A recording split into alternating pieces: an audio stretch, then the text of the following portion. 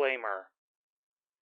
This episode of the Dub Talk podcast may contain language and situations that may not be appropriate for all audiences. Listener discretion is advised.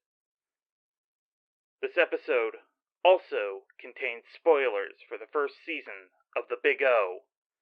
Keep this in mind as you listen. And as always, the views and opinions expressed are those of the individual participants and do not necessarily reflect the opinions of the Dub Talk podcast as a whole. Now then, cast in the name of God, ye not guilty. Hello and welcome to Dub Talk, a show where a bunch of anime nerds get together and talk about their favorite anime and the dubs that come with it. I am your host for the evening, Lac the Watcher, and with me is Rootsofjustice. Hello, hello. And Amonduul. Hello, hello, hello. And tonight is a very special episode where we are going back to the age of Toonami and talking about one of my personal favorites and an underrated gem of the anime community, the Big O. Yes, the noirish mecha series, mystery, whatever you want to call it. It's a whole hodgepodge, like a melting pot of ideas put together to create one of my favorite anime of all time. So, Big O, showtime! For the youths out there who weren't around in the age of Toonami, what is Big O? So yes, the Big O was a series created in 1999 by Sunrise. Essentially, Sunrise tried to make Giant Robo, and they succeeded, but the problem is Giant Robo didn't do very well. So they decided to go back to the drawing board, and they ended up coming up with the Big O. Does anyone else want to go into more detail about that? Yeah, so a little fun fact about production in terms of the Big O is Sunrise was commissioned to do in-between work on a certain Warner Brothers animation series. Tiny Toons? No, but same crew. I think Tiny Toons was over at TMS. I can't recall. If somebody will definitely correct me in the... Is that true? Like, I want to say it was TMS who did Tiny Toons, and then it was Sunrise who did the Bruce Timm DC Universe animated series. Like, I know they did Batman. I think they did Superman as well. But... I mean, the designs are a little closer to the Superman kind of designs than they are the Batman designs, honestly. Right. So... a lot of the design choices for Batman the Animated Series ended up being inspiration for what we ended up getting with the Big O's sort of diesel punk neo-noir giant punchy robots. That combined with Giant Robo, obviously, created the very unique design philosophy of the series. It is very deeply rooted in, like, 20s, 30s noir. and kind of 60s kaiju, too. Oh, absolutely. With a bunch of 50s and 60s sci-fi schlock thrown in for good measure.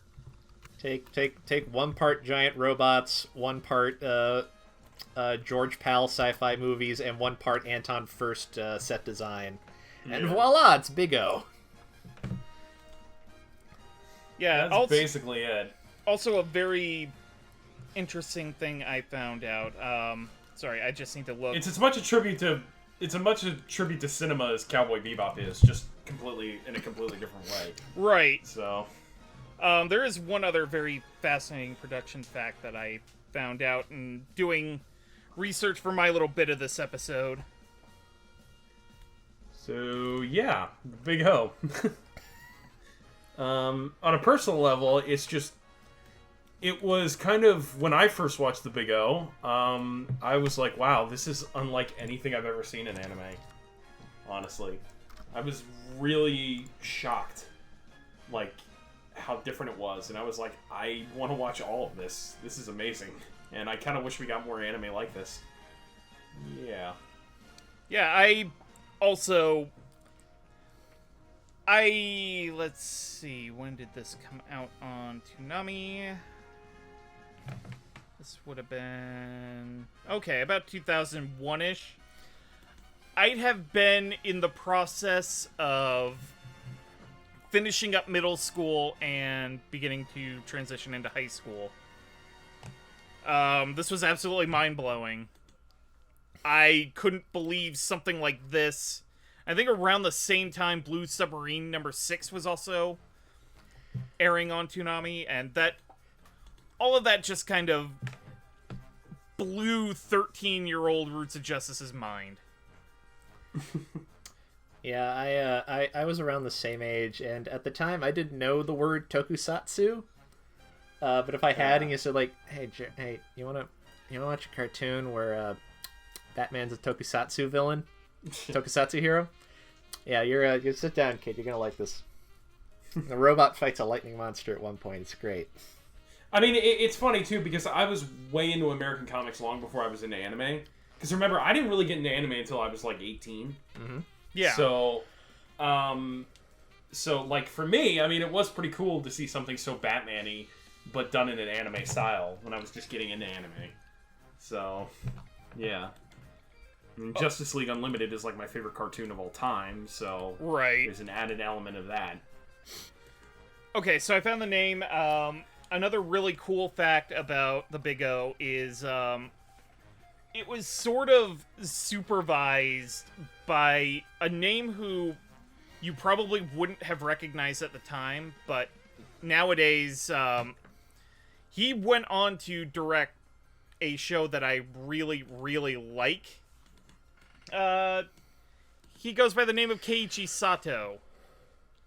Huh. And he would later go on to direct Tiger and Bunny and Rage of that makes sense. Rage of Bahamut Genesis. Oh, and also Virgin That makes Soul. a lot of sense. But I think That he makes was a lot of sense. I'm sorry, I keep interrupting you, but here he was sort of a supervising animation director. He did the character designs. I think he also did a bunch of the world building for the setting of the show, Paradigm City.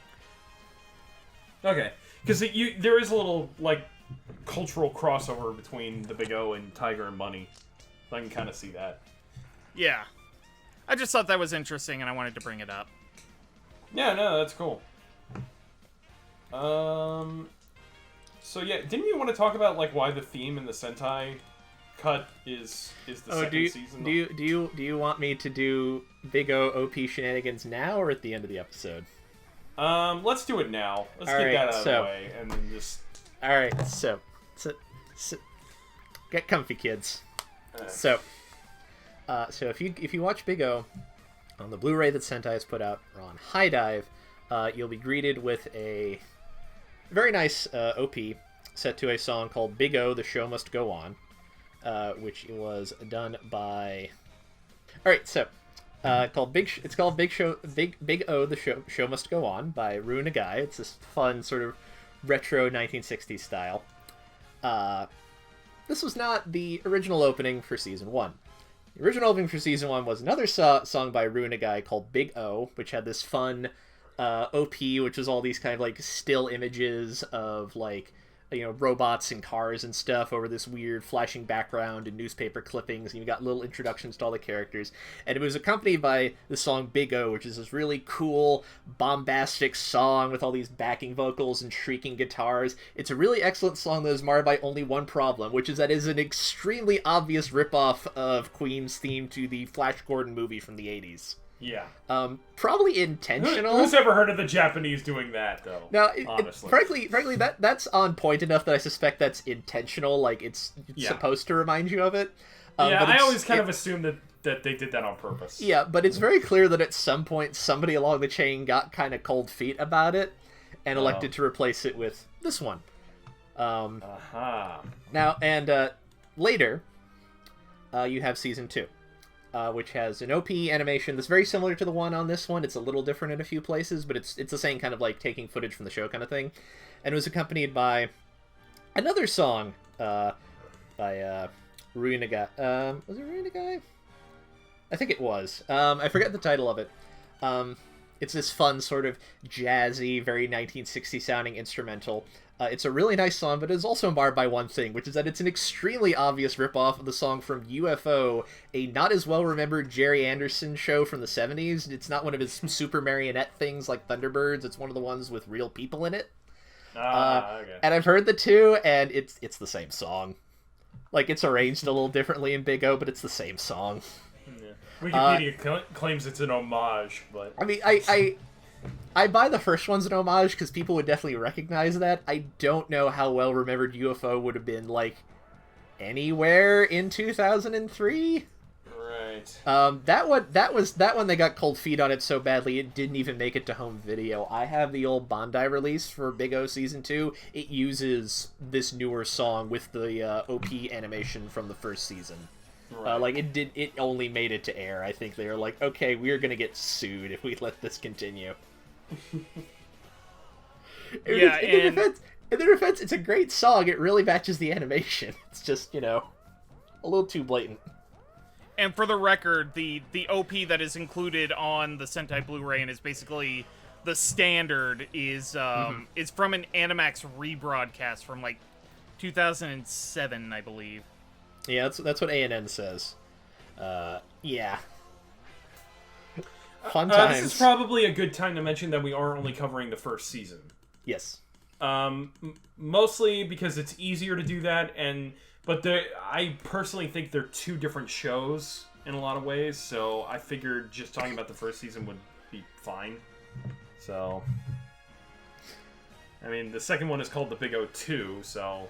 And it was there's like a 2-year gap between the production cycles. Yeah. So. It was only made because Adult Swim let them, basically, right?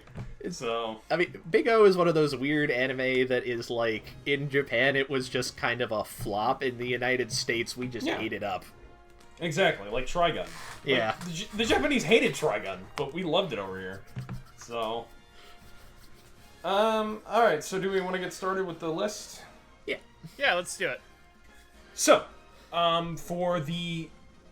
we'll get started with the ADR director and ADR script writers. For the ADR director, we have the legendary Mr. Kevin Seymour, and for the script writers, we have Leah Sargent and Mary C. Mason. So, who wants to get started?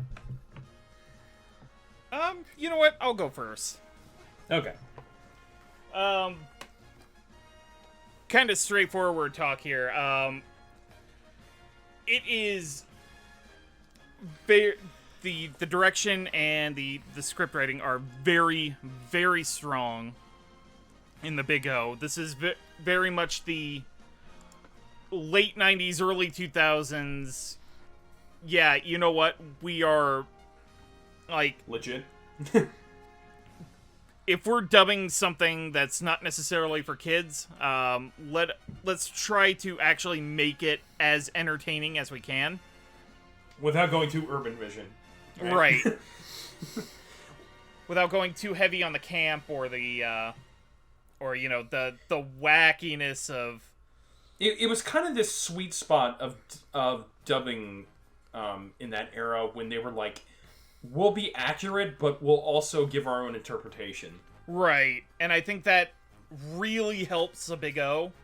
Yeah. Where it is very firmly rooted in 40s, 50s Americana, as well as... Actually, you could pretty much make an argument that it's, late 30s through the 60s, referencing pop culture in various different time periods. Right. And making this majestic hodgepodge of a series. It's one of the best looking anime ever. Like, don't at me, honestly.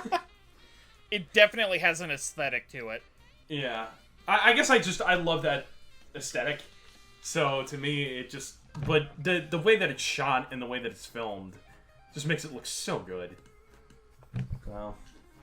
Well, first and foremost, casting is spot on. Yeah. all of the characters sound like their voices ought to be coming out of the character designs. Yeah. I will say some of the delivery's a little rough in a couple places, but that's just 90s dubbing. Yeah, that's...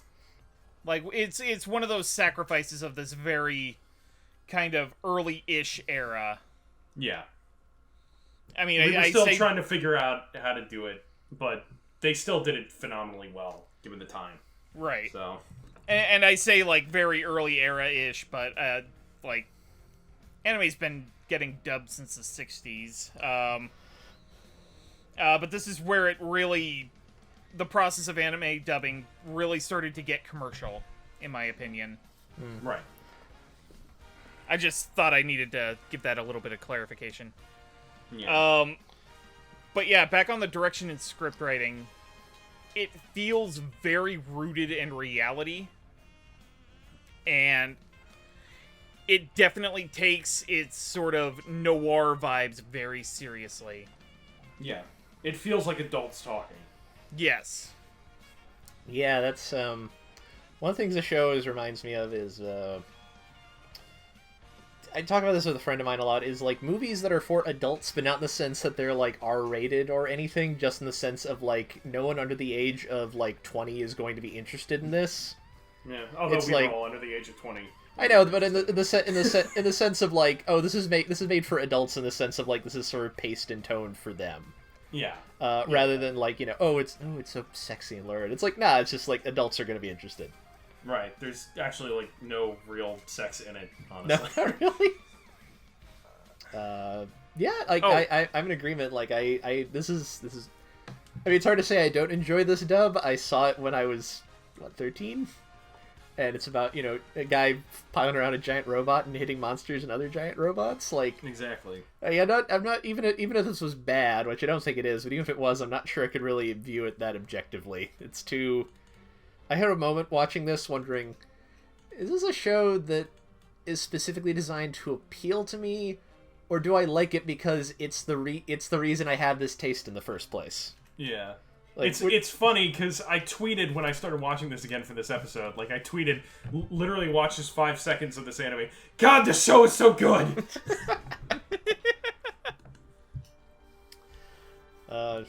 Yeah, no, I agree. I think the casting's really spot on. I think everyone's really well directed. I think the script, it feels right. Like, it does a good job of nailing the tone that I think the show is going for. It complements everything really well. Oh, yeah, absolutely. There's definitely kind of a Bogart era-esque film kind of sound to it, I would say. I guess I'll take over from here. It's really important to acknowledge, like, the significance of Kevin Seymour in the anime dubbing community. Mm-hmm. Like, it really can't, even though, okay, Mary Elizabeth McGlynn is the ADR director of Cowboy Bebop. She is the director of the gold standard of dubbing. But there is kind of this element of if it wasn't for Kevin Seymour, we never would have had these dubs. Like, if it wasn't for the extra steps he took to really bring well, if he didn't follow in the steps of Carl Masick, we never would have gotten to this point in dubbing. I don't think. I'll die on this hill. Yeah. And I think it's really interesting to kind of see him at his doing his craft in this show particularly. And it's funny because you look at the big three of the Toonami, aside from like Dragon Ball Z and Yu Yu Hakusho. I guess it's more Adult Swim, but you get what I mean. You got Cowboy Bebop, you've got Outlaw Star, and you've got Trigun. Big O is kind of the fourth, the fifth Beatle, if you will. Like, it's sort of this one that didn't really make the mark that the other three did, and yet it almost feels more polished than like Outlaw Star and Trigun in some ways. I mean, how do you guys feel about that? Yeah, actually, that makes a lot of sense. And I love the dubs for Outlaw Star and Trigun, don't get me wrong. But the fact that Kevin Seymour had the reins on this one, I think it shows... I think it really gives it more of a polish than Trigun and Outlaw Star. Yeah. Yeah, no, I understand what you're... And something else to consider, too, is a lot of the people who worked on this are TV actors. They were TV actors before they were dub actors. Oh, that... Except for, of course, the voice of Roger, but we'll get into that. Right. But a lot of these people came from TV. And that's a lot of where the detective noir kind of stuff thrived for a long time. Was TV. Like, once it stopped being in films, it moved to TV. And that's where a lot of these actors kind of learned how to act. So, yeah. Yeah. Any other thoughts? Shit's off the chain, yo. It truly do be. It do be like that sometimes. It do be like that. They think it don't be like that, but it do. We have fun here. Yeah. Okay. So it's also funny. It's also funny that Kevin Seymour actually doesn't voice anybody. I guess. Do we want to get into the actors now and the characters? Yeah. Sure. So let's get started with two kind of tertiary characters who also are fairly important to a lot of the plot points of the show. Let's start with Alex Rosewater and Big Ear. Not Big O, Big Ear. Alex Rosewater is kind of like the... shoot, I'm blanking on his name. Jonathan Frakes' character in Gargoyles. Xanatos. Xanatos, yeah, he's the Xanatos of this series, basically. His Gargoyles also probably has a lot of connection to the Big O, too. And Big Ear is kind of the informant for Roger Smith, as he provides him with most of the information that he needs to be able to secure his jobs. So, this is a particularly fun one to talk about. First and foremost, we'll talk about Big Ear, who is voiced by Jameson Price. Jameson Price! And the second one, Alex Rosewater, is voiced by Michael Forrest. Now, Michael Forrest... we'll talk about Jameson Price. Jameson Price, you might best know as Iskandar from Fate Zero. He was the bad guy in Jigen's Gravestone. I can't remember the name of that character, to be honest. Of course, he's Sojiro in Persona 5, which is probably one of his biggest roles currently. He was Fujimaki in Megalobox. Yeah, this is all really obvious now that I'm seeing it. Dreyfus in Seven Deadly Sins. Oh yeah, he's Mr. Satan in the California Dragon Ball Super dub.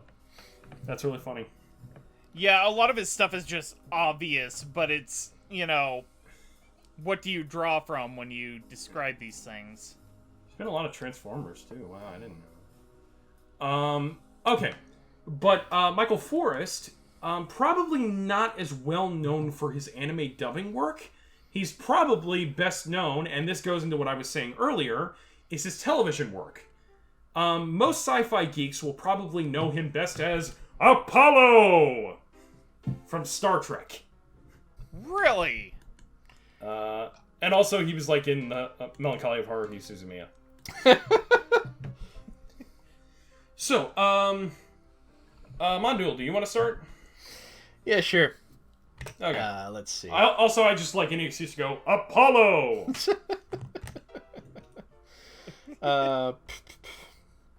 Where to start? I don't have a lot to say about Jameson's performance, and it's just great. He's got that great, deep baritone that's so good for this. He doesn't do much, but he's damn good at it. Big Ear usually just shows up to provide some general exposition for what's going to happen that episode. Exactly. And he doesn't have to do a lot, but boy, does he sound good doing it. Mega Man, Mega Man, Mega Man. Make sure to use your. Has he played Dr. Light at some point? That seems like an obvious casting choice. But you know who I really want him to play, but he still hasn't played yet? Mm-hmm. Rao in Fist of the North Star. How has that not happened yet? No Fist of the North Star anime. Yeah. Need to know one of those first. Right. And I want Patrick Seitz as Souther. Anyway, moving on. Yeah, no, he's good. And I like Michael Forrest a lot. He does a really nice job playing this, like, just very cagey, sinister. Like, comparing him to Xanatos feels very on point now that you mention it. It's like, it feels that very, like, you know, he's got all this power, but he's very ominous and mysterious, and he's not going to show what's happening. Also, I had not appreciated when you said that he was in Star Trek. He's in, like, 1967 Star Trek. Yeah, exactly. Jesus Christ. I I'd not realized how long he'd been acting, but you can tell, like, he's like 90 now. Jesus Christ. Yeah. He's like one of the last surviving. Yeah, he's still alive. Wow. Yeah. All right, you know what? If nothing else, let's see. He probably would have been like Christ, he would have been in, like, what, his 60s at least when he was doing this role? He does not sound that old. No, he doesn't. Just straight up, like, I would have guessed he would have been a significantly younger actor. Like, he's great. No, he was a young actor when he was Apollo in Star Trek. I know, that's Jesus Christ. He's like, oh boy. Okay. No.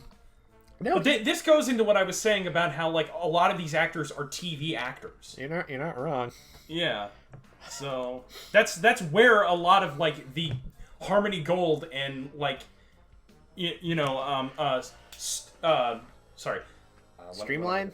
Streamline, thank you. That's where a lot of the Harmony Gold and Streamline people came from, was television. So yeah, no, like, Michael's great, and now I'm just more impressed.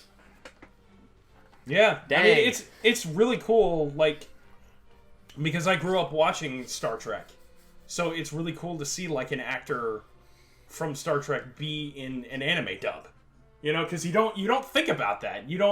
Whenever there's, like, stars like that in an anime dub, it's usually like a guest star. You don't think about them actually getting into the world of anime dubbing. So, yeah. Like when Peter Mayhew was, like, in a DBZ dub or something. I think that happened once. Yeah, the Dragon Ball GT made-for-TV movie. There's actually a really great story Christopher Bevins tells at conventions about directing Peter Mayhew. And if you when cons open back up, and if you happen to be at one where Christopher Bevins has a panel, ask him about it. It's really fun.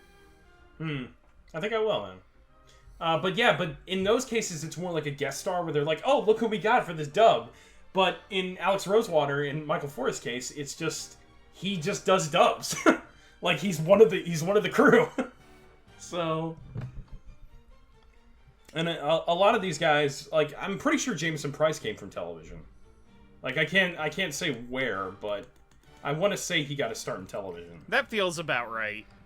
Yeah, it's the more I learn about this, the more I realize how much of the California scene on the older side are just, like, TV actors who kind of fell into voice acting at some point. So, like, what's this? I buy that.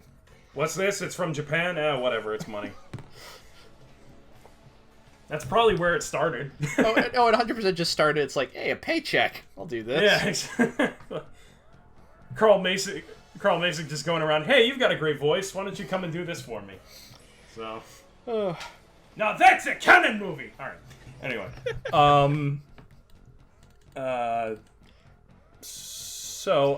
I've basically said everything I have to say about them, too. Like, they're both very talented actors, and they both fit these roles extremely well. This has to have mature-sounding people to it for it to work, and you can't get much more mature than Jameson Price and Michael Forrest, sorry. So... yeah, no, 2 thumbs up for me from these two. Yeah. I actually happen to really like sort of the air of menace that Michael Forrest gives Alexander Rosewater. He's got a great voice. He really does. Because you don't...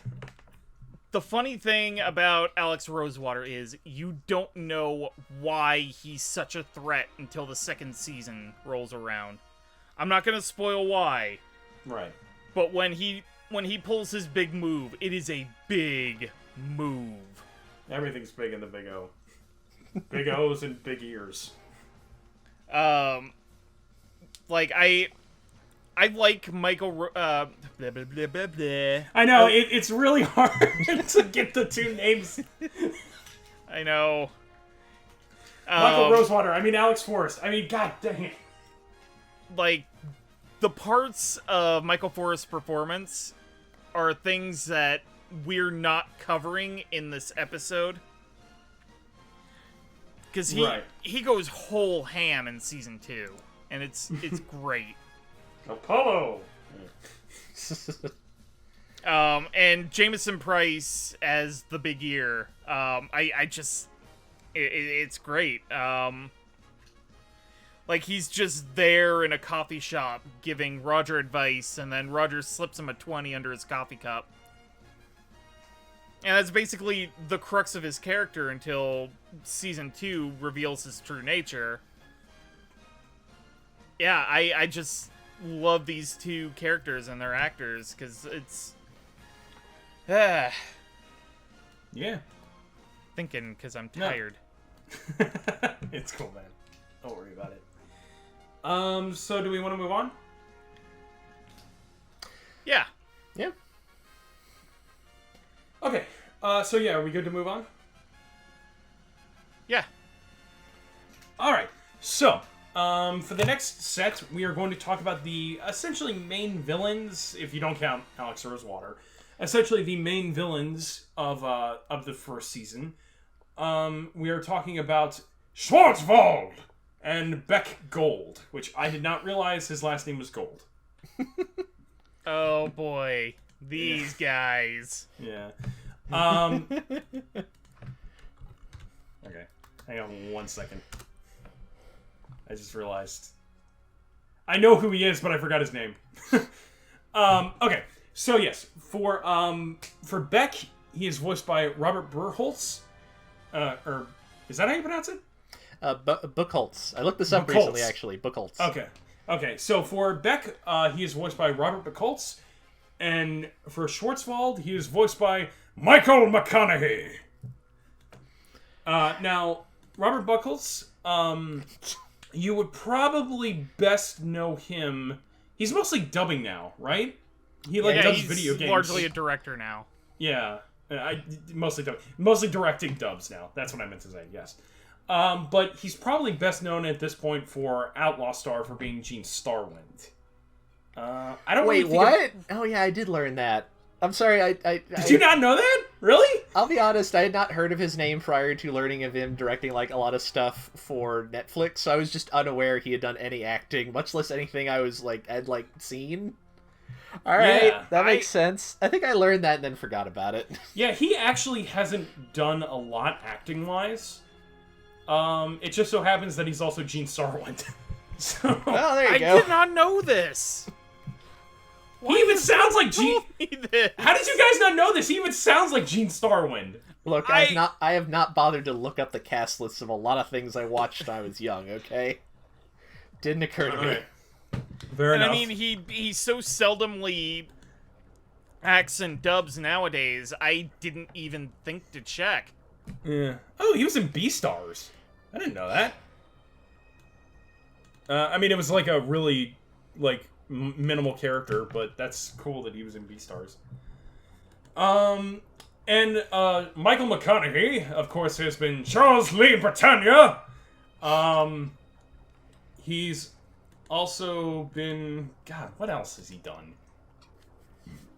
Michael McConaughey is like one of my favorite actors in dubbing. He's King Baltra Leonis in Seven Deadly Sins. He's Captain Tennille in JoJo's Bizarre Adventure in the best episode of Stardust Crusaders, in my opinion. Shit. Let's go back a little. Oh, duh. He's Shin in the original Fist of the North Star movie dub, which is like one of my favorite dubs of all time. There you go. All right. I'll go first. I'll go first on this one. Like I said, Michael McConaughey is one of my favorite actors of all time. I love him to death. I love how he can be so over the top and boisterous and still give it actually a compelling performance. He's one of those actors that can sell camp just super well to the point of where, like, it doesn't feel like camp. He's like he's like Frank Gorshin. Like, he can just sell camp and make it feel legit. Yeah, and Schwartzwald is a great character for that, because you've got this loud, villainous, over-the-top, like, I need to make a big scene in this city kind of villain. And it's just the kind of characters that, like, Michael McConaughey was born to play. And, yeah, he gives that perfect, like, balance of, like, camp and actual compelling performance that just makes it such a fun, memorable villain. For Beck Gold, I like Robert Buchholz, but I would say that Beck might be one of the weakest performances here. That might be kind of a harsh thing to say, but first of all, there's not much of Beck in the show. I'll admit that. He's not, and I think he sounds fine, but at the same time, some of the delivery felt a little rough in a couple places. I can't really pinpoint exactly where it was, but it just, I don't know, some of it felt a little harsher compared to, like, some of the other performances in this. And I know that he's a one-off villain, well, a two-off villain. So you don't really need him to be that compelling or that, like, A+ as a villain. But I would say compared to a lot of other people here, he isn't quite as strong. I still liked him, but I don't think he was quite as strong. Other thoughts? You want to go first, Roots? Yeah, I can do that. I just love how sort of extremely campy and boisterous both Schwartzwald and Michael Zabak is his actual name before he assumes the title of Schwartzwald, which is such a Forest. It is such a great, like, it's such a great noir villain name, honestly. Yes, because it's got that German expressionism element to it, so. Which is appropriate because he looks like a Tim Burton character. Exactly, yeah. But both him and Beck are just so over the top, campy, flamboyant, boisterous. And they have such... Sorry. And they have such great performances to match. I actually do quite like Bob Buchholz's Beck, because as it turns out, he shows up a few more times in season 2 because he just loves to break out of jail. And each time he shows up, he gets even more cartoonish than the last. And I think for a show as deathly serious as the Big O is trying to be, having sort of that jokey sort of like not Mark Hamill's Joker kind of character, more of a I know there was a Batman villain that's just always like, actually, you know what, actually Mark Hamill's Joker is a good apt comparison to this. Because it's one of those things, like in the production of Batman the Animated Series, the kids reacted better when the Joker was acting like more of a clown. So as the series went on, his plots were written to make him funnier and funnier. Right. And that's sort of what happens to Beck. And in something as sort of dark and serious as the Big O, having that little bit of just having like a comedic palate cleanser is great every couple of episodes, especially when you're marathoning it and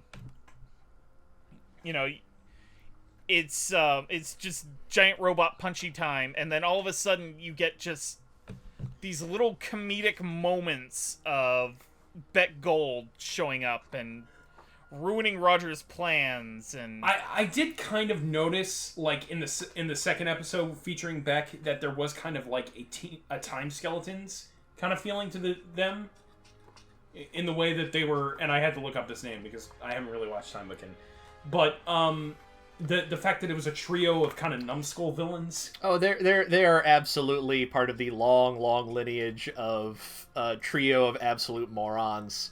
Yeah. Like, I mean, being a kid of the 90s, my favorite reference is, it's Team Rocket. Yeah, who were, of course, based on the time skeleton. Absolutely, yeah. So, yeah. Yeah.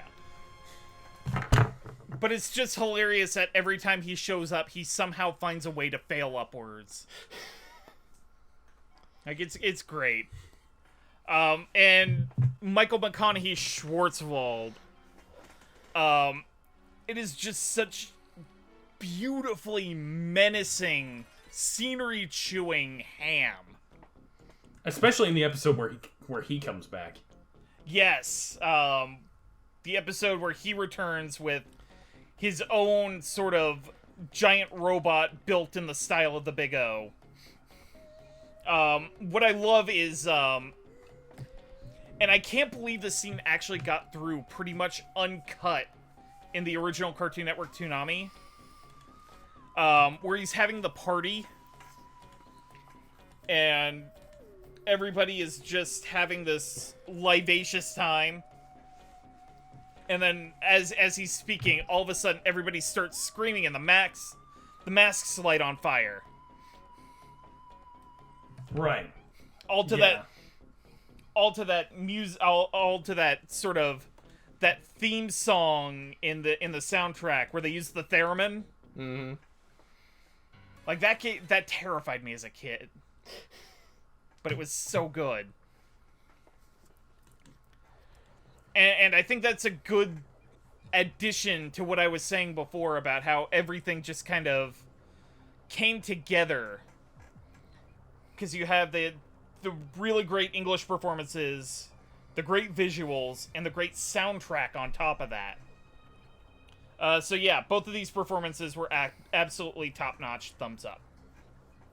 Mm-hmm. Good. Yeah, I'm in agreement.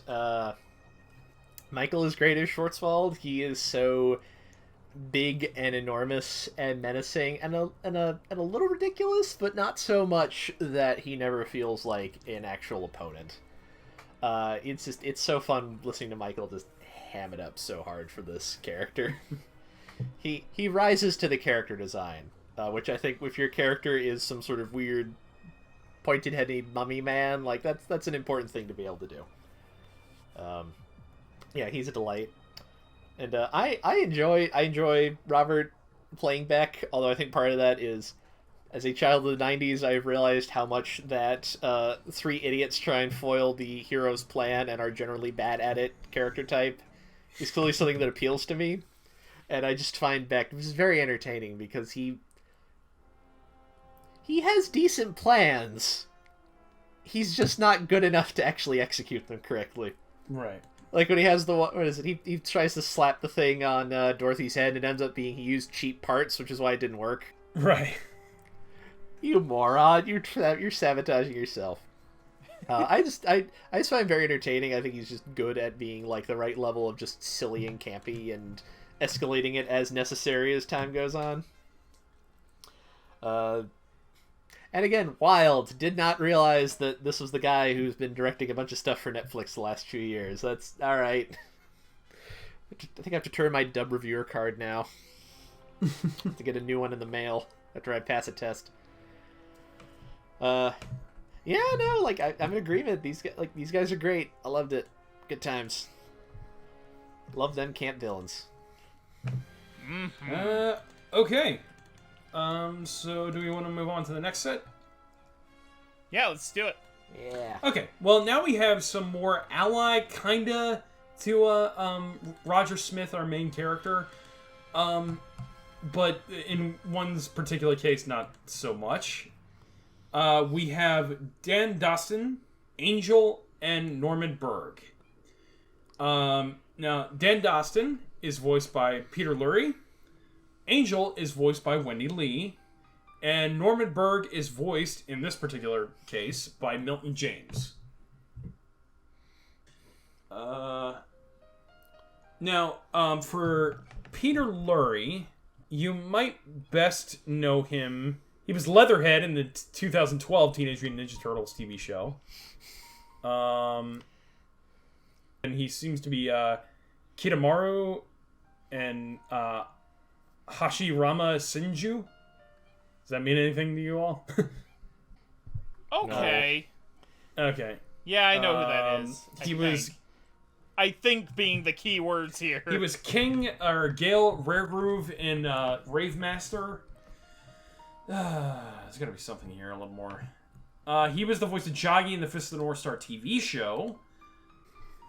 And Ark the Lad, he was Alfred. Wendy Lee, of course, Faye Valentine, Lisa, Athena Sykes in the Phoenix Wright series. Oh, she was also Yoruichi in Bleach. Oh yeah, and of course Haruhi Suzumiya. And Twilight Suzuka in Outlaw Star. And Milton James is definitely one I have to look up. He mostly does video games, it appears. United Paperman in Grand Theft Auto 5. He's done some Transformers work, Blastoff, Grax, Aimless. In Street Fighter 2, the animated movie, he was Senno, and Ninja Scroll, Mushizo, Shinkuro, and Villager B. So, who wants to start? It's probably my turn this time around. I guess I'll start with Dan Daston. I just love the fact that he sort of plays the straight man to Roger Smith's giant robot antics. He's basically the guy shouting at Roger not to cause property damage throughout the city. It's great. I love their dynamic. He's a very good, a very good, Inspector Zenigata type. So. Right. One particular scene I love was actually an interaction between him and Roger Smith. I can't remember if it was the episode with the Phantom in the movie. Right. That I do not remember that episode at all. And watching it, I was like, this might be the best episode of the show. Honestly. It's a good one.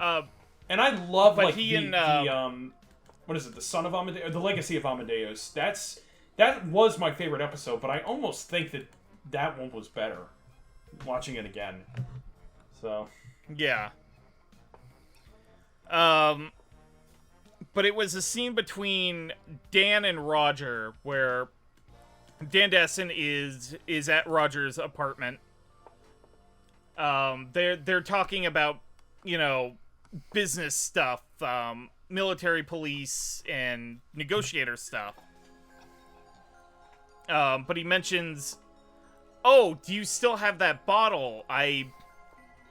Obviously referring to either a wine or a whiskey, and he's just like, I've been meaning to try that, and Roger's just like, "Oh yeah, I finished that off a little while ago," which sort of sums up their relationship in the show really well as well. That Roger has long since moved on from the dynamics of, the power dynamics of Paradigm City, and meanwhile, Dan is trapped in nostalgia of the past kind of thing. I really liked it. Right, no, he's got a very good arc, which doesn't really come into play until later, honestly. Okay. I also do really love Milton James as Norman. He's excellent. He's actually fantastic. I just love how he's sort of the doting butler to Roger Smith, but is also completely capable of kicking shit in himself. Because I know the episode with the cat. He brings out the cat when the scientist comes to capture the... And he just comes up to the rooftop with just this big-ass, like, helicopter-mounted gun, holding it to shoot down the sort of airship the evil scientist is in.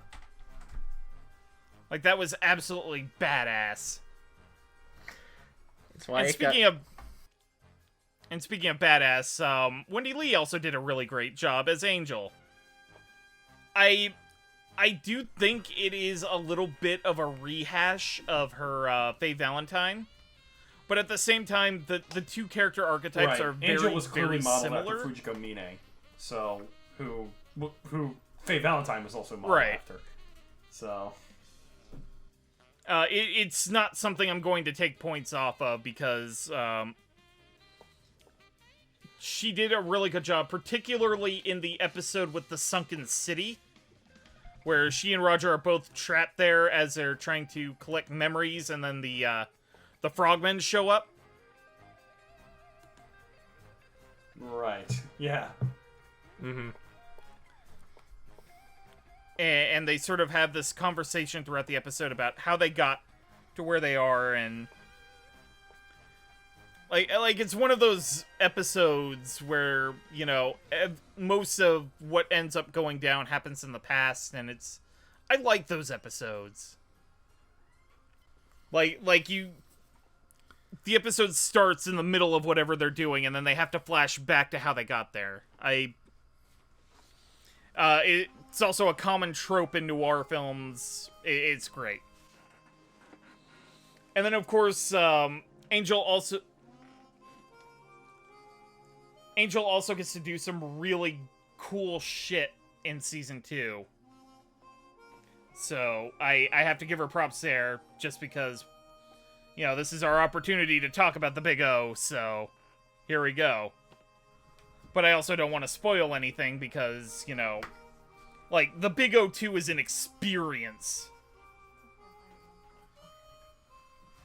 But yeah, I'm basically done.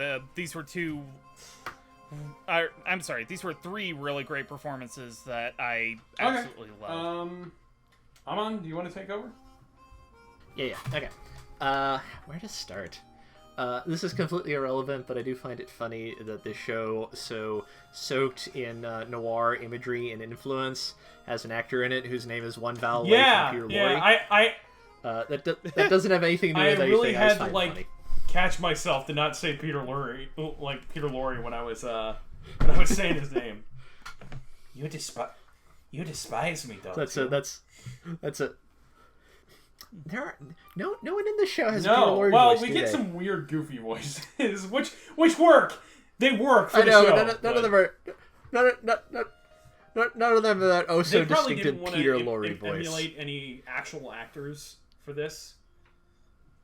That's true. Also, I feel like at this point, that's a comedy voice. Like, more people know that from Looney Tunes than actual Peter Lorre movies. So. When I took Chuck Schubert's voice acting, when I took one of his voice acting classes, he basically had us all do terrible impressions, because terrible impressions are the best way to create new voices. Yeah. Right. That's fun. But yeah, obviously, Peter Lorre is a real person and not a reference. Right. But I like him a lot. That's the quote of the night right there. Peter Lorre is a real person, not a reference. There we go. That's just me talking to JoJo fans. It's like, Roundabout is not a meme. It is a real goddamn song. Have some fucking respect, you children. And watch them all in order. Anyway. I don't care what Mother's Basement says. Anyway. Ooh, hot takes on the podcast tonight. But I like Peter Lorre's performance a lot. I enjoyed his sort of weariness. He's got this old buddy who he hangs out with. And he tries to solve mysteries, and occasionally just goddamn robot Yeah, keeps showing exactly. up and destroying buildings. A number of which seem to be uninhabited, but I'm sure he has to fill out the paperwork regardless. I mean, so it's as no much fun as for you're him. kind of like, well, he has to destroy these like monsters. You do kind of get why Dostin is like, no, what are you doing? Stop! You know. Dawson's just like, look, all of this Yeah. is way above my pay grade, and I'm tired of dealing with it. Please go away. But I think he turns in a really fun performance in that way. I like a lot of his interactions with Roger. You can really sense the camaraderie between these characters. The few times I've heard Peter Lorre, this is definitely his best performance. Yeah, I I buy that. And yeah, his spotlight episode, which was it Winter Phantasm or whatever it's called. Yeah. I think he Winter he does Spirit. such an excellent job there. I think he takes a character who I think isn't quite comic relief, but I think often is he's bemoaning the he is used comedically occasionally, and I think it gives him a lot of real depth and pathos that I think Peter like steps up to the plate to meet. That's a great aspect of a show that's surrounded by such a big mystery. Is it shows that everybody has more depth to them than what appears on the surface. Yeah. Yeah, no, I enjoy his performance a lot. But it's like Wendy Lee's a hoot as Angel. She's just good at being so. Wendy Lee is Wendy Lee. It's like I'm gonna sit here and shit talk Wendy Lee. Yeah, exactly. Are you kidding? Yeah. I thought it was just okay. Yeah, exactly. She. It is a shame Angel doesn't get to do too much in this season. No. So. But Wendy's good. She nails the character. She is fun whenever she shows up. She also is she bounces off of Roger really well. Like I just enjoy seeing her. It makes me think she was definitely a strong second choice for when they were doing like the Jenny and dub for Lupin. She was probably like a strong second choice for Fujiko. Undoubtedly.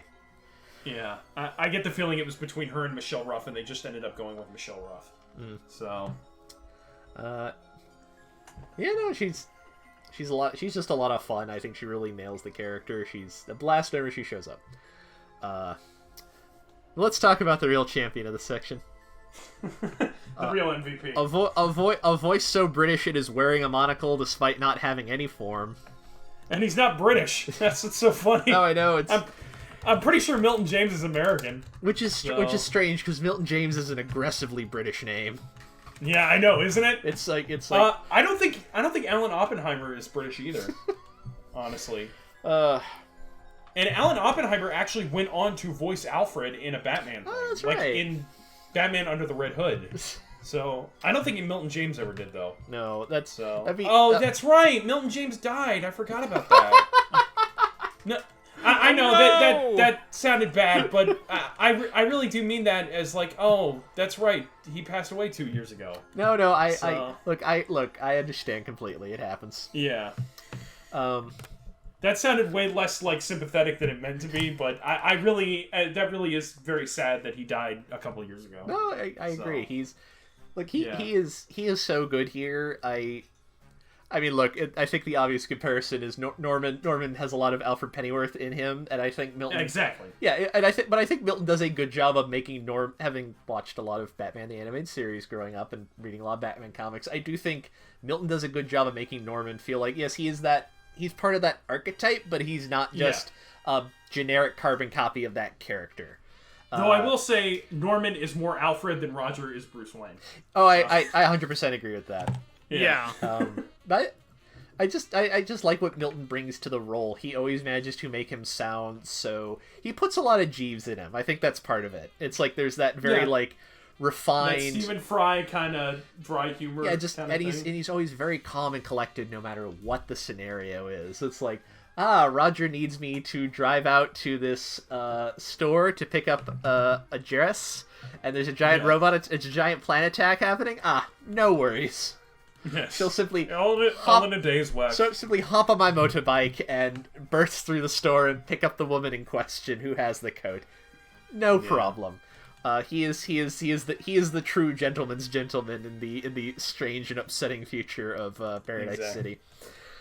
Paradigm City, not Paradise City, but you know what I mean. Paradise. Take me down to the Paradigm City. Where the grass is green and no one remembers what the fuck's going on.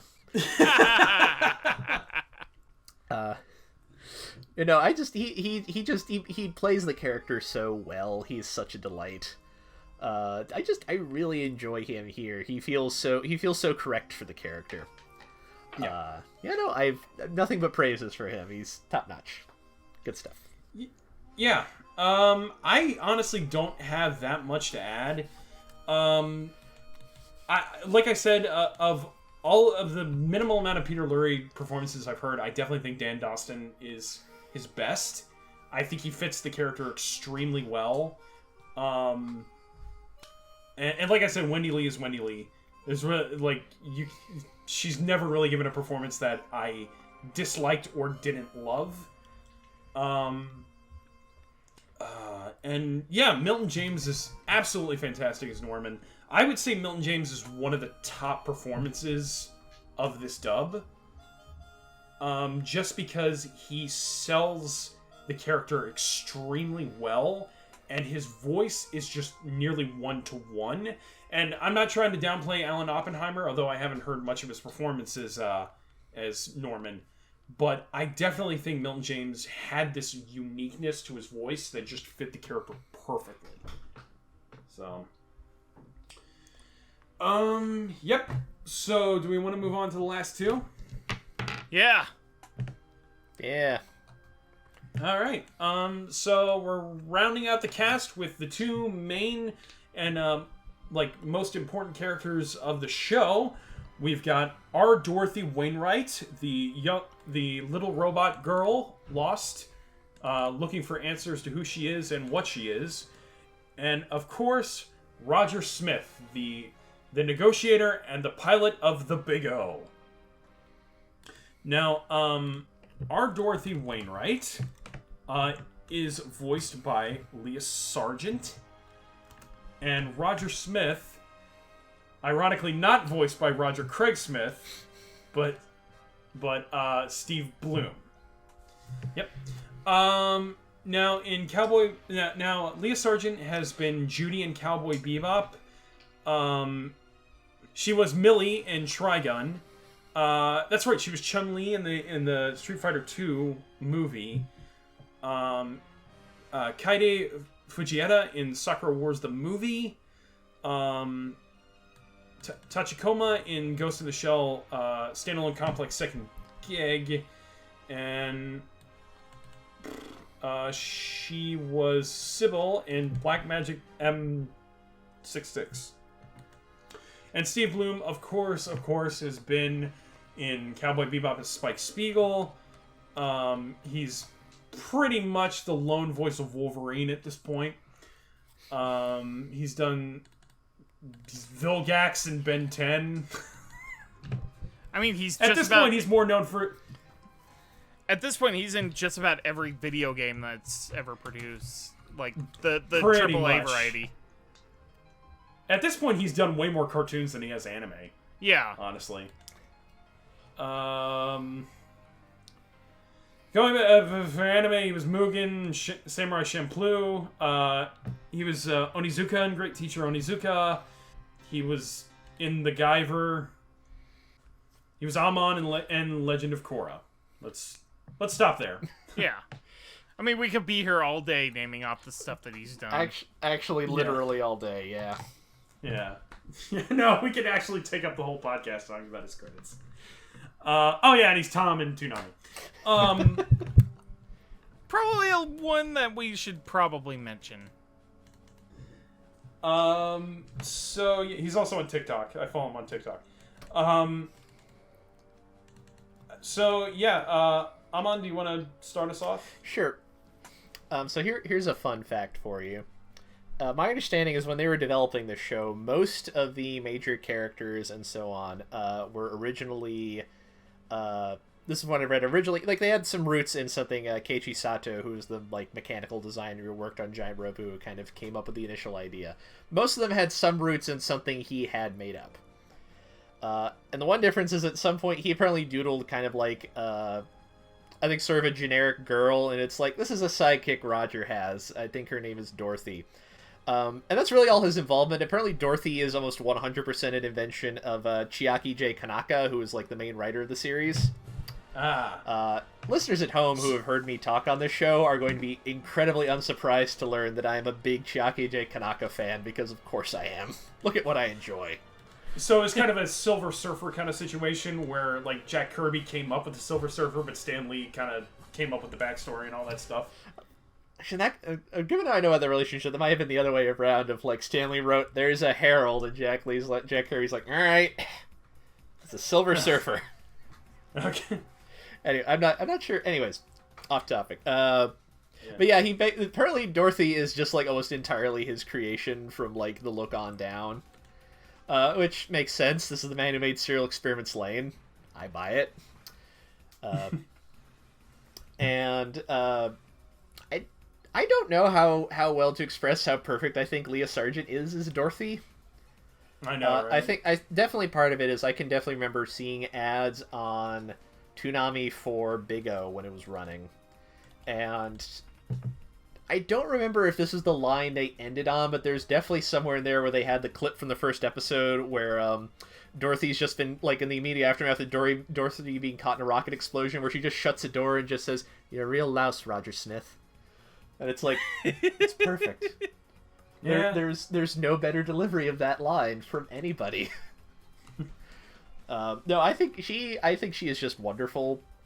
She is so good at playing this character who is a robot, and not in like a, like, she has some of that, you know, Star Trek Isaac Asimov, you know, what does it mean to be human stuff in there, but it's also like, no, she's a robot. Like, she creaks when she turns her neck, and she's very mechanically animated on purpose. Exactly. And I think she does a very wonderful job of maintaining that artificiality without being too monotonous and stiff. Like, Dorothy sounds like a person. She sounds like a really good approximation of a person. If that makes sense. Because that's the whole point of the first episode is, you know, Roger can't tell that she's an android until he's told, basically. Yeah, and I think Leah just does such a wonderful job of matching that. Because you'll see, you know, what is it? The one I like best is at the end of the episode with the big plant monster, where like Roger's given her this dress, and she's just kind of spinning around, and she's clearly very happy she got this, but she also has the exact same expression she always has. Exactly. And it's a weird effect. I think Leah does a really good job of getting that, like, that sense of like there's humanity here, but she's still an android, and there is still a ceiling on where that can go exactly. And she's very aware of that. And I think Leah does a good job tapping into that sort of pathos and angst that Dorothy has about her being an android and what that kind of means with regard to her being a person. Right. Which I think is hard. Like, that's not an easy trick to pull off, and I think Leah makes it seem shockingly effortless, and I'm always very impressed by it. Complimentarily, I can't imagine anyone playing Roger other than Steve Bloom. It's too good. It's too perfect. I don't know. How does one sing the praises of Stephen Bloom in 2020? It feels redundant. Yeah. What am I really going to say exactly? But he's good.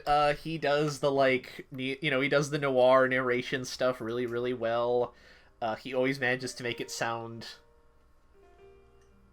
not dated, but not dated and not cheesy. Like, it feels very authentic and earned. Like, you know, when he's talking about, you know, this is Paradigm City, a city with no memories and what have you. He just plays Roger very well. He's good at being, you know, he's serious and solemn, and he's very, very professional in his nice sharp shoots and his cool car, and his fancy watch. But he's, you know, he's got a little bit of humor to him. And I also like that he plays the, like, kind of rich layabout part of Roger Smith really well, where he gets cranky if he gets woken up before noon. And, well, Roger, if you're going to get mad about that, you probably should have invited Dorothy over, because Dorothy does not care. It's 9 o'clock, you should be awake. All the other adults are up, what are you doing? And for that matter, like, I think their repartee is really well done. Dorothy is just a fine, in addition to, like, you know, the being a robot and all that, she's just a fine example of, like, characters who are nominally assistants but clearly are going to take exactly zero shit from their employer. And just like, Roger, you're being an idiot, stop it. And they're very funny together. I really like them. I don't know what else. It's good. I like that Roger, even though he doesn't really get Dorothy, he's not really mean to her necessarily. Like anytime he like alienates her or anyway, he kind of apologizes for it. You know? Yeah, there's a very like Roger has his own baggage, but it's also very like, well, Dorothy doesn't mean harm or anything. There's no reason to be mean. You're good friend, Dorothy. I brought you this dress. It's Christmas. Or not Christmas, I guess. It's Heaven's Day. Heaven's Day. It's Life Day. Oh no. Not Life Day. Not Life Day. Oh. Yeah, I don't have anything particularly insightful to add. They're real good. If you don't believe me, watch the show. You'll see that I'm right. Mm-hmm. I guess I'll go next, then get my thoughts out, and then you can go, Roots. Okay. So yeah, not terribly much to add. I think it's really cool when someone who works behind the scenes also comes forward and plays the character as well, and it's really, really cool when that person plays the character extremely well. I think Leah Sargent is an incredibly underrated, like, person in the world of dubbing. I don't think she gets nearly enough credit that she does.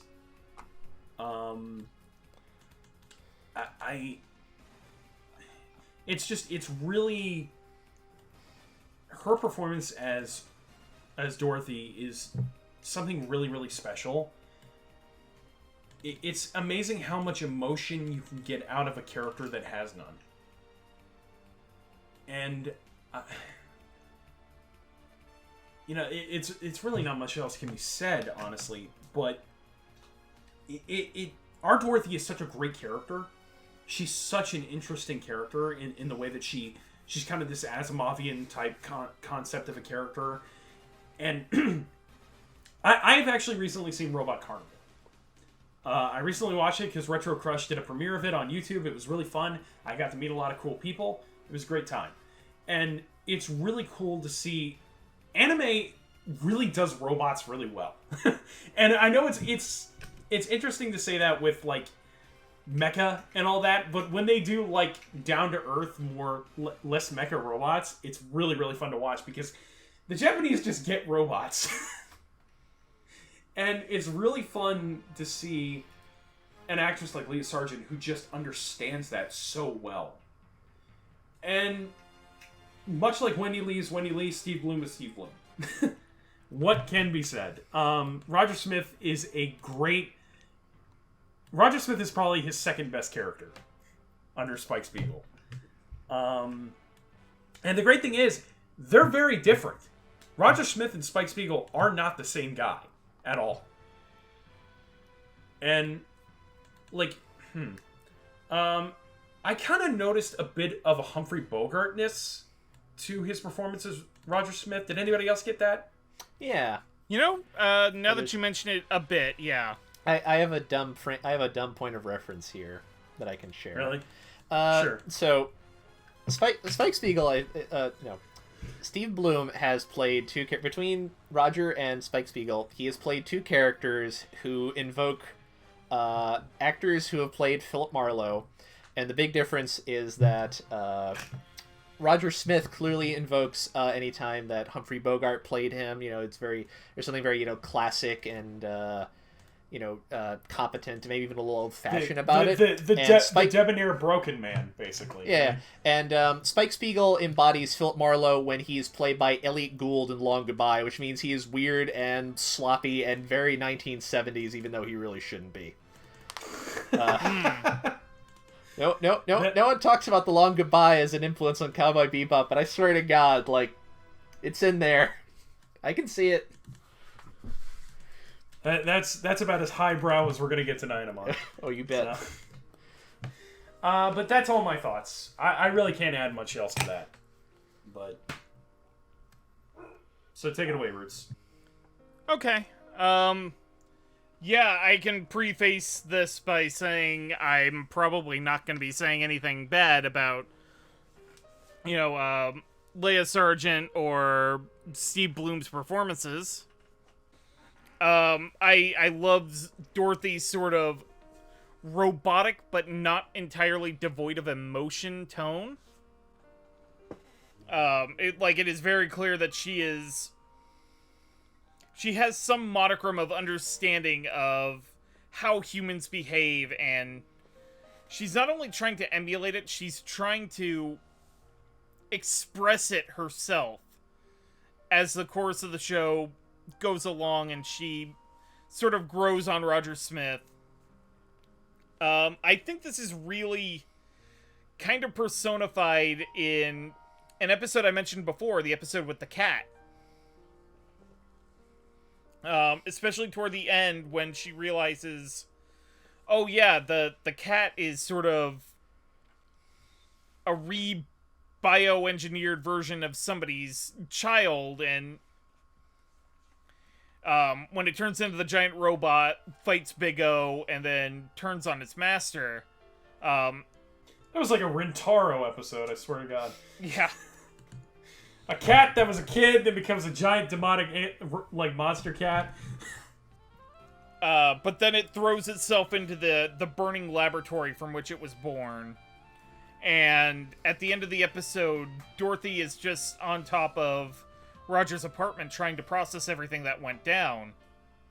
And she and Roger have a really good talk about it. And that is one of the scenes that really strikes out to me as sort of the emotional core of the Big O. And you wouldn't expect this from an anime about giant diesel punchy robots, but there it is, with sort of a Twin Peaks-esque psychological aspect to it. And Steve Bloom's Roger Smith. I love how Steve Bloom plays him as sort of the perennial bachelor, down to the point where he is just this rich slob who likes to dress in fancy suits and solve people's problems. Again, a lot of the stuff I like about Steve Bloom's performance here is sort of stuff from season 2. Especially the first episode. But one particular moment I like is actually one that sort of bleeds over from season 1 into season 2. Where he's fighting a bunch of giant robots in the sea trying to invade Paradigm City. And he has this spiel about how he likes to stand out in the rain without an umbrella. And that is what it means to be free, as he looks at the tomato Gordon Rosewater gave him. Which, tomatoes in the show have a lot of symbolism, let's just say. Mm-hmm. But yeah, Steve Bloom does a really great job with the duality of Roger Smith. You have the cool, calm, collected negotiator Roger Smith, and then you also have the perennial sloppy bachelor who's annoyed he's been woken up at 9 o'clock instead of noon. And his dynamic with a bunch of the other characters is something I absolutely love. Just between him and Dorothy, him and Angel, him and Norman, Dan Daston, how everybody interacts with him and how he interacts with them. It's this really great sort of core.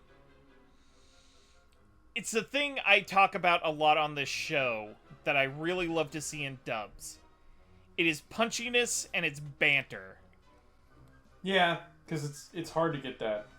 So, all of Roger Smith's dialogue fits the sort of tone that Roger is trying to convey, but it's also really punchy, and his interactions with people feel organic. And in an anime dub, that is about the highest praise you can give. So, very solid thumbs up all around. Do we want to wrap this all up, gentlemen, with final thoughts? Okay. Yeah. All right. I will start us off. Back when I first was getting into anime and was trying to watch stuff, the Big O was one of the first anime I really got into, and having rewatched it, it still holds up just as well. Honestly, not a stitch out of place as far as I'm concerned.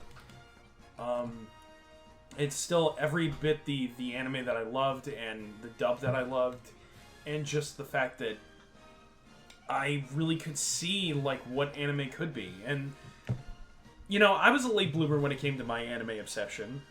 Like I said, I started really when I was about 18, and it's so different, but it's so good in how it's different. Things can be different and be bad. Big O is something that's different that's really, really good. And this dub is just so well done by people who really get this genre and understand how to like read the lines and deliver the lines and just how they need to sound. And it never feels like parody. It always feels like it always feels 100% sincere, and I love that about it. That's all I can really say, honestly. All right. So I don't think it's going to be an understatement when I call the Big O absolutely timeless. Mm-hmm. It is an absolutely wonderful show from the first frame of episode 1 to the final frame of episode 26. The character dynamics are incredibly well-grounded and mature. And you got giant sort of Art Deco robots beating the living tar out of each other. Like, what is there not to love about that? And like, giant B-movie monsters. It is absolutely a product of just about every decade of American pop culture that one can remember. Simultaneously. And that is a hard feat to juggle with American-made productions. I am absolutely stunned that this is just not something that is referenced or utilized very much in U.S. pop culture, the way something like Cowboy Bebop is. 'Cause this, like, I could probably show this to my nephew in a few years, and he will just absolutely adore it. Yeah. 'Cause it feels like anime, but at the same time, it doesn't. And I think that's one of the greatest lasting legacies I can think of for the show. And also the dub is really fucking solid. Yeah. Mm-hmm. The thing we're talking about.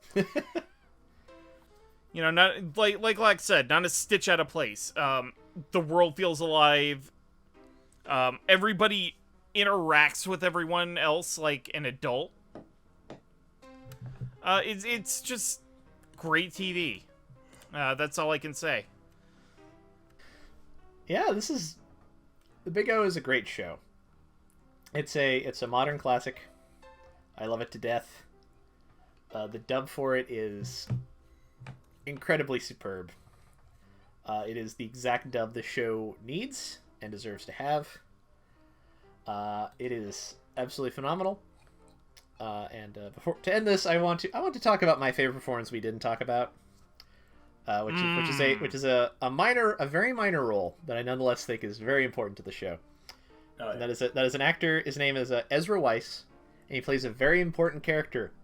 He plays the guy on the phone at the end of each episode that tells you what the title of the next episode is. Dorothy. That's Ezra Wise. Apparently, yeah, that's him.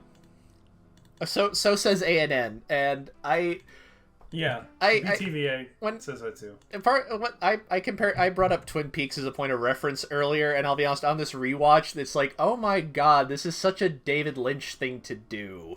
Yeah. Just this weird voice on the phone that doesn't seem to be connected to anything that tells you what's coming next. Also, okay. shout out to Art Instro. Oh yeah, one of my favorite episodes. And can we say his name? Is yeah, that okay? Yeah. Okay. Yeah. Kirk Thornton just gives an unbelievably phenomenal performance as Art Instro. So. Even all the minor characters are great too in this. Yeah, if we were in the business of 5-hour episodes, we could just cover all the one-off characters. God, please no. And it's just great because you never know who's gonna turn up. I'm watching like Winter Night Phantasm, and I'm like, oh hi Joshua Seth, I didn't know you were in this dub. Yeah, no, that was Joshua Seth, wasn't it? That was really funny. It's not even like a big character. It's just Dustin's like lieutenant or whatever who's talking to him occasionally. It's like, all right, I'm cool with this. Look at you, Joshua Seth, playing an adult. But it's still the Thai voice, which is yeah, weird. Exactly. Yeah. Yeah, this dub's great. You should have. It's completely worth your time. Go watch it. Absolutely. Where might we find the dub of the Big O if we were, looking for it? At this point, the two places you could find it for streaming are High Dive and Verve. Am I correct? I think it might also be available via Adult Swim streaming platform. No, I looked on the so I looked on there. It is not on there. And really? Side note for you viewers at home: if you go on High Dive or Verve, you will find Season 1. Season 2 is not there, which, as far as I know, I think might be an offshoot of the fact that Cartoon Network co-produced Season 2, and my understanding is they have some sort of broadcast rights to it in at least like North American territories, that sort of thing. Surprisingly, okay, it is not on Adult Swim's site. I was expecting it to be there, and it is not.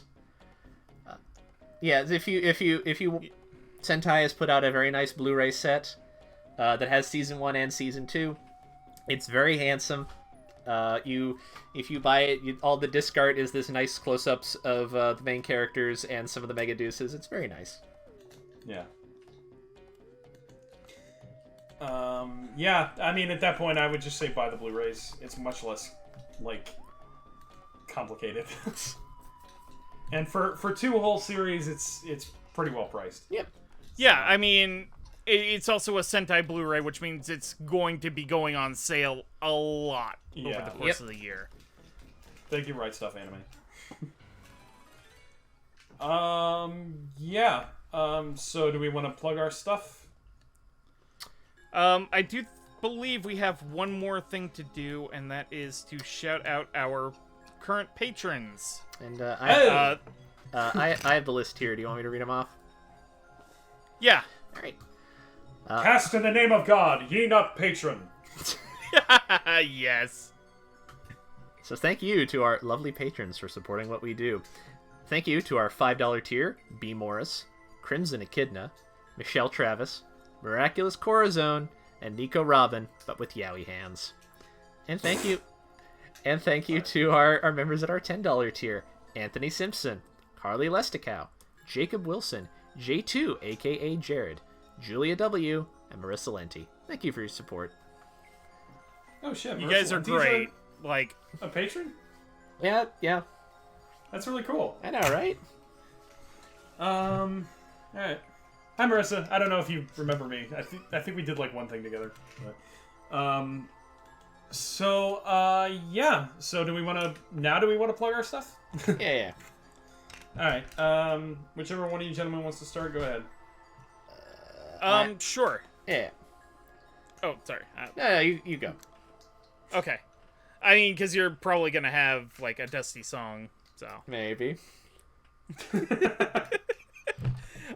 You can find me on the twitter.com at Rootsofjustice, where I, Roots of Justice, mainly retweet cute animal pics. I talk general fandom stuff, anime, movies, whatnot. It's a great time. You should come give me a follow. I am working on... Jeez, I have been working on these reviews for a year, haven't I? I'll find a place to put them, and I'll put them there, and I'll put a link in my Twitter account, and you can read them. And leave nasty, heinous reviews on them. And call me no good, and I'll disappear for a couple weeks, and then do it again, because I don't care. I'm Amon. You can find me on Twitter at AmonduulUS. Duel has 2 U's in it. I mostly talk about movies and books and comic books and music. And I have a dusty old song for you all tonight. Would you like to hear it? Yay! Sure. Well, the unofficial dusty old songs for this episode are Flash Theme by Queen and the theme from UFO by I don't know who did the music for Jerry Anderson shows. Sorry, guys. I'm not super into Jerry Anderson.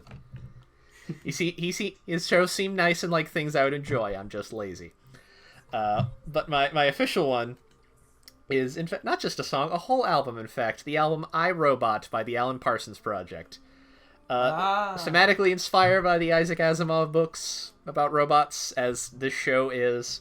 If you're looking for a particular song, I'd recommend the title track, I, Robot. It's a really fun, like, late 70s prog, funky instrumental thing. I like it a lot, because I'm the kind of guy who recommends things by the Alan Parsons Project. So go check that out. All right. And for me, you can mostly find me... Well, I haven't been very active recently because mostly I've been working on writing stuff right now.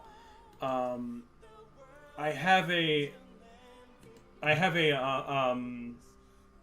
webcomic that I'm currently working on, which hopefully should be coming out soon. Unfortunately, the artist has been going through some personal stuff here and there that's made it hard for her to be able to finish the first episode, but hopefully it should be done sooner or later.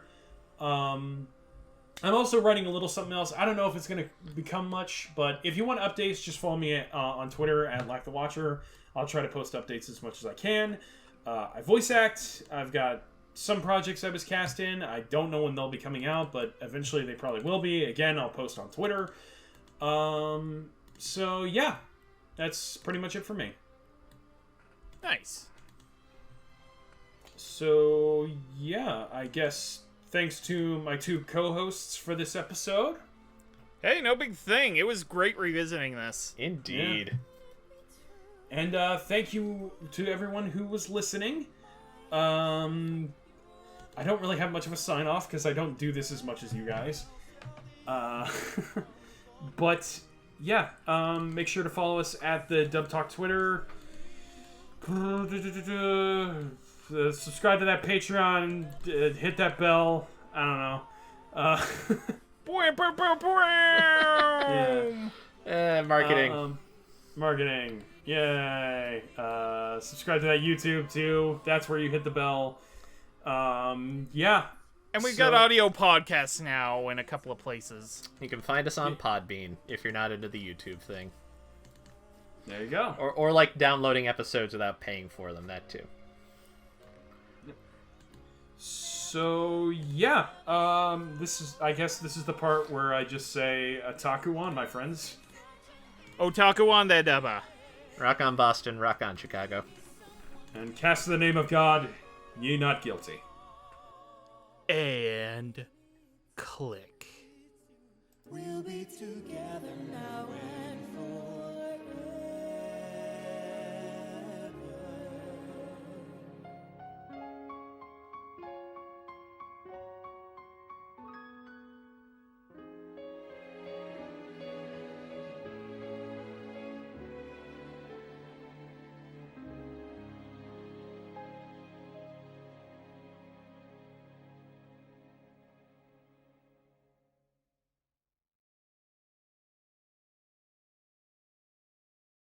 It's funny Kevin Seymour didn't voice anyone in the first season. R.I.P.